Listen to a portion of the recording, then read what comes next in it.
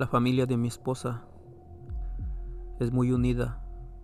Me ha tocado ver una grata relación entre todos y particularmente puedo asegurarles que esta unión es bien fundamentada por los abuelos.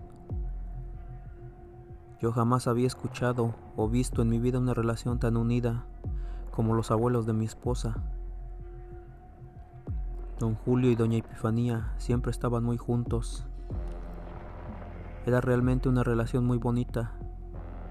Asimismo, toda la familia ayudaba a cuidarles, ya sea haciéndoles de comer o llevarlos al médico, pero siempre fueron ellos dos sobre todas las cosas.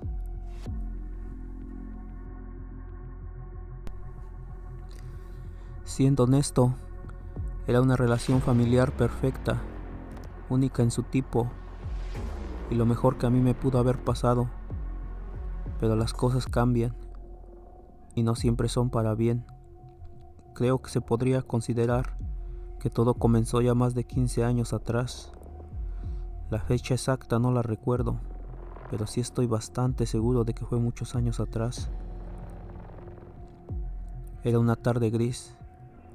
Había comenzado a llover y la señal del televisor se había ido. Después de moverle varias veces, don Julián optó por salir al patio y se percató que la antena se había caído. Le comenté a doña Epifania que no se iría lejos, solo subiría a arreglar la antena para que ambos pudieran mirar la novela. Don Julián logró subir sin complicaciones y cuando terminó de repararla, se alejó un poco de ella para contemplar cómo había quedado. Sin embargo, no se dio cuenta y pisó la caleta de agua y ésta no pudo soportar su peso, provocando que don Julián cayera desde el segundo piso y perdiera la vida en un abrir y cerrar de ojos. Doña Epifania presenció todo desde su sala. Se levantó del sillón para ir a socorrer a su marido, pero don Julián ya estaba muerto.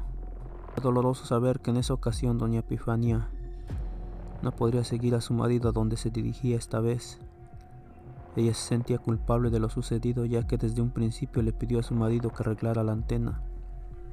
Desde ese día, tanto sus hijos y nietos se organizaron para cuidarla, pero fue desde aquí que hubo muchos que pasaron por casos muy especiales en la casa de la abuela. Martín, uno de los mayores nietos de todos, fue de los primeros en cuidar de la abuela. Un día, mientras que ambos estaban mirando la televisión, se percató que la abuela se había quedado dormida, ahí sentada. Martín buscó rápidamente una cobija en la otra habitación y de reojo observó que la abuela ya estaba caminando y parecía ser que se dirigía a la otra habitación. O eso le pareció haber visto, pues se le hizo extraño que haya visto a la abuela caminar tan rápido. Luego de ello solo pensó que quizás la había imaginado. Buscó una cobija pero no encontraba más que sábanas. Entonces en ese preciso momento podía escuchar que desde el otro lado de la habitación a su abuela mover los cajones.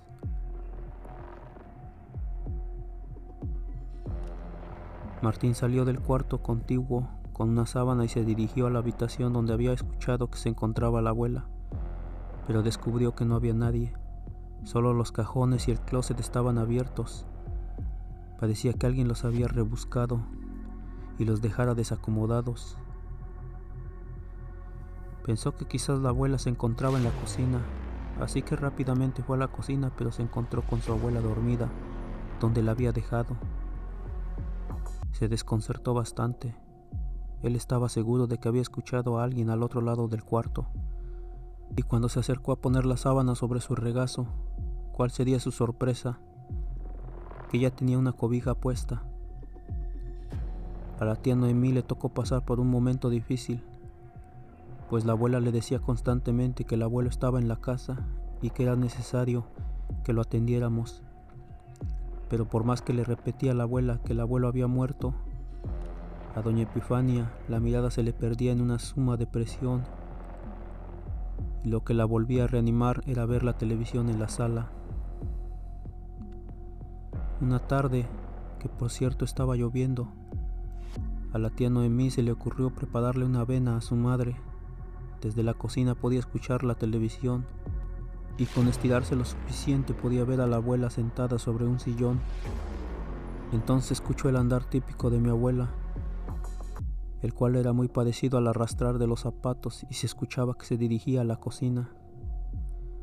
La tía Noemí le dijo sin voltear a ver a la abuela que no fuera tan impaciente, pues la avena ya casi estaba lista.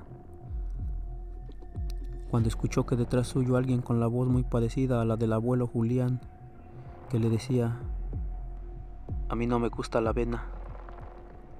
La tía Noemí nos ha contado que en cuanto reconoció la voz de su papá dejó caer las cosas y se dio la media vuelta, pero detrás suyo no había nadie.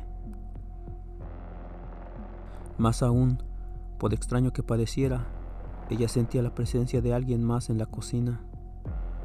Pero eso no fue todo lo que percibió, pues en ese momento, a un lado del refrigerador, precisamente en la puerta que daba al patio, sobre los cristales de la misma, se podía apreciar que uno de ellos se empañaba.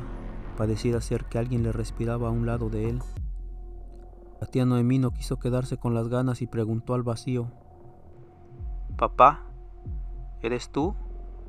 Después el vidrio dejó de estar empañado.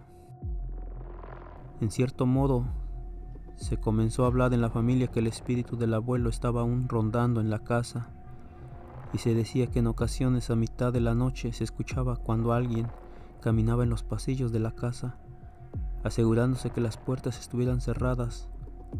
Esto era algo que acostumbraba hacer don Julián cuando todos estaban dormidos. Pero lo que más preocupó a la familia fue cuando se encontraron a la abuela llorando sin control alguno. Su hijo Bernardo, el mayor de todos, llegó tarde para cuidar de ella, y al abrir la puerta se encontró a la abuela en la esquina del comedor llorando. Por más que intentó, no podía tranquilizarla. Tuvo que hablarle a la tía Noemí para que le ayudara. Un par de horas después, ella les comentó que estaba sentada en el sillón de la sala y escuchó que alguien se acercaba. Pensó que se trataba de Bernardo y le habló por su nombre. Fue cuando se percató que alguien se asomaba lentamente en el pasillo para mostrarse por fin, dejando ver que se trataba del abuelo, quien le decía a la abuela: "Vieja, ya quedó la antena", y en sus manos estaba sosteniendo el pedazo de antena que se había caído. Era obvio que aún tenía mucho remordimiento la señora. Decidieron llevarla con un psicólogo para que le ayudara. Sin embargo, la tía Noemí mencionó que quizás era solo cuestión de hablar con el espíritu de su padre, que los dejara descansar. Si consiguieron la ayuda de una medium, quien mencionaba que ella podía conectar con el mundo de los espíritus. Siendo honesto, creo que a muchos esto les pareció exagerado, pues mencionaban que no era necesario malgastar el dinero. Aún así, fue contratada esta mujer. Desafortunadamente no tengo mucha información al respecto de lo que sucedió el día en que hicieron la sesión espiritista en la casa. Yo llegué a la familia un par de años después, pero lo que sí sé, o lo que sí nos contaron, fue que lograron hacer contacto con el padre de todos y le pidieron que ya descansara en paz, pero que la respuesta que les había dado la medium fue la que más les desconcertó, la cual fue la siguiente: "No estoy solo por mi mujer, sino para aquellos que le seguirán antes de que ella se vaya".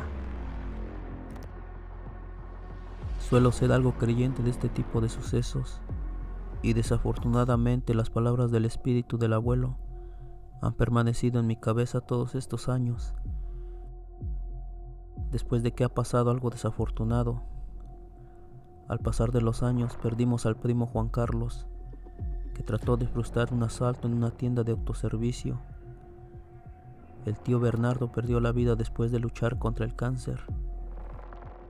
La tía Magdalena, quien era la menor de todos, falleció en su cama, no despertó al día siguiente, y años más tarde, mi propio hijo.